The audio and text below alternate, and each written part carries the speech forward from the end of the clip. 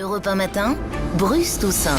Mesdames, messieurs les politiques, tournez votre langue cette fois dans votre bouche avant de parler. Voici Laurent Guimier qui veille tout le week-end d'ailleurs. Tout est dit et c'est maintenant. Bonjour Laurent. Bonjour Bruce. L'avenir professionnel de Jean-Louis Borloo préoccupe beaucoup les politiques ce matin. Et oui, vous l'avez dit, l'ancien ministre serait en piste pour prendre la tête du géant Veolia, parrainé par Henri Proliot, qui est un grand patron très proche du chef de l'État. Copinage insupportable pour la socialiste Delphine Batho. 7h41 RMC, le parcours de Borloo, symbole du quinquennat Sarkozy. Le quinquennat a commencé aux Champs-Élysées, au Fouquet's. Il se termine avenue Kléber, à Veolia. La boucle est bouclée. Tout ce que Nicolas Sarkozy hier a dit sur le mensonge, sur le double discours, vaut pour lui-même.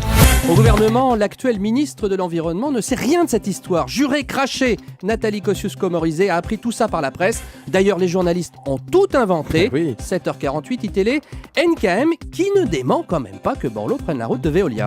Jean-Louis Borloo, c'est quelqu'un qui vient du privé. S'il a envie de retourner en privé et de candidater sur un poste, il a bien le droit de le faire. En tout cas, moi, ce que je vous dis, c'est quand on dit ça s'est résolu entre le président de la République et Henri Proliot dans l'avion entre Paris et Bourgoin-Jallieu, ça, c'est faux. J'y étais, c'est pas vrai. C'est pas vrai. Verrouillage à tous les étages. Une autre ancienne ministre de l'Environnement allume encore la mèche ce matin. C'est Corinne Lepage. Et hier à la télé, elle a dénoncé la dérive fascisante du régime à cause du recours au référendum. Grosse émotion à droite. Eh bien, Lepage en remet une couche ce matin chez vous, Bruce. 7h46 Europe 1. Sarko-Facho, deuxième édition. C'est comme ça qu'a commencé la montée des fascismes en Europe dans les années 30. C'est par l'attaque contre les partis politiques et contre tous les corps intermédiaires. Une démocratie, elle fonctionne avec des pouvoirs et des contre-pouvoirs. Et c'est contre cela que se bat Nicolas Sarkozy, que je dis que sur le plan démocratique, c'est une dérive dangereuse. Eh oui, dérive, verrouillage à tous les étages sur le réseau Twitter. On hurle depuis hier à la censure sarkozyste. Ouais. Vous le savez, Nicolas Sarkozy a débarqué sur Twitter mercredi dernier. Et depuis, comme c'est la tradition, les petits malins se sont amusés à créer des comptes qui parodisent celui du candidat.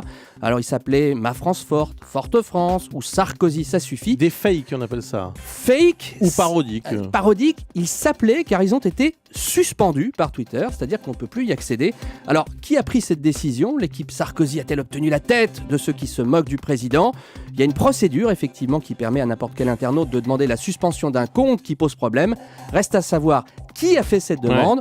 On enquête, on essaiera de vous donner des solutions.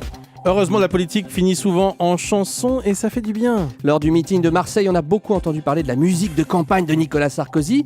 Le chanteur Didier Barbelivien était là. Vous savez, c'était le barde du président lors de la campagne de 2007. Alors, il n'a pas dit ce qu'il en pensait. Non, lui, il est marqué par les photos de son ami Nicolas. Confidence à Stéphane Grand. Si on prend les photos d'il y a 5 ans et les photos d'aujourd'hui, on sait que le type a morflé à des moments. Voilà, Nicolas. Il veut dire qu'il a pris un coup de vieux, quoi, c'est ça en gros ? Morflé, il a morflé. C'est bizarre. Alors vous savez, backstage, les artistes décompressent quand ils sortent de scène. C'est apparemment ce qui est arrivé à Marine Le Pen hier. Elle était en duplex de Lille juste après son discours à la tribune.